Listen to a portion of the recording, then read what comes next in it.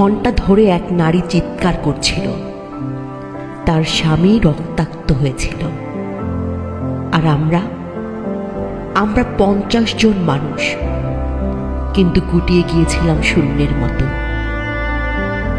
আমরা দাঁড়িয়ে দেখেছিলাম, আমরা মুখ বন্ধ করেছিলাম, আমরা চোখ বন্ধ করেছিলাম, আমরা নিজেরাই ধর্ষিত হয়েছিলাম, আমাদের সাহস লাঞ্ছিত হয়েছিল।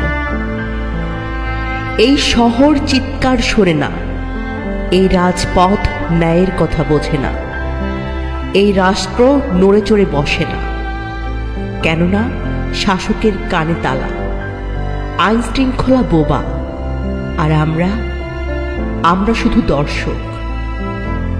তবে এখানে কি শেষ? বোনের বাড়িতে বেড়াতে এসে দুপুরে 8 বছরের সে শিশুকন্যা ধর্ষিত হল বোনের শ্বশুরের হাতে। সে বুঝতে পারেনি কেন তার খেলনার বদলে রক্তাক্ত হলো তার নরম শরীর। সে জানত না কেন পৃথিবী এত হিংস্র। তার দু চোখে তখন শুধু ভয়, তার কচি কণ্ঠে তখন নীরব এক আর্তনাদ।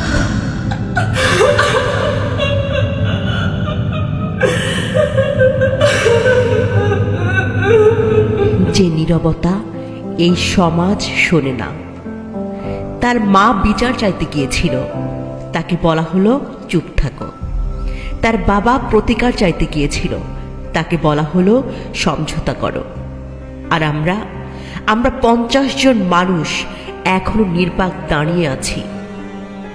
তবে শোনো, এই নীরবতা এবার বিস্ফোরণ হবে, এই ক্ষত এবার আগুন হয়ে জ্বলবে, এই কান্না, এই মায়ের আর্তনাদ এবার দাবানল হবে, এই লজ্জা এবার বিদ্রোহ হবে, তোমাদের সিংহাসন ধ্বংস করবে। আমি সেই চিৎকার এনে দেব রাজপথে, আমি সেই রক্ত মেখে দেব পতাকায়, আমি ঘুমন্ত বিচারপতিদের দরজায় আগুন রেখে আসব, আমি রাজপ্রাসাদের ভিত কাঁপিয়ে দেব, আমি তোমাদের স্বর্ণ মুকুট ছিনিয়ে আনব, আমি আইনকে বধিরতার শাস্তি দেব। কারণ যে রাষ্ট্র এক নারীর চিৎকার শুনতে পায় না, যে সমাজ শিশুদের রক্ষা করতে পারে না, সে রাষ্ট্র পুড়ে ছাই হয়ে যাওয়ার যোগ্য। এবার আগুন হবে, এবার বিদ্রোহ হবে, এবার ন্যায় বিচার হবে।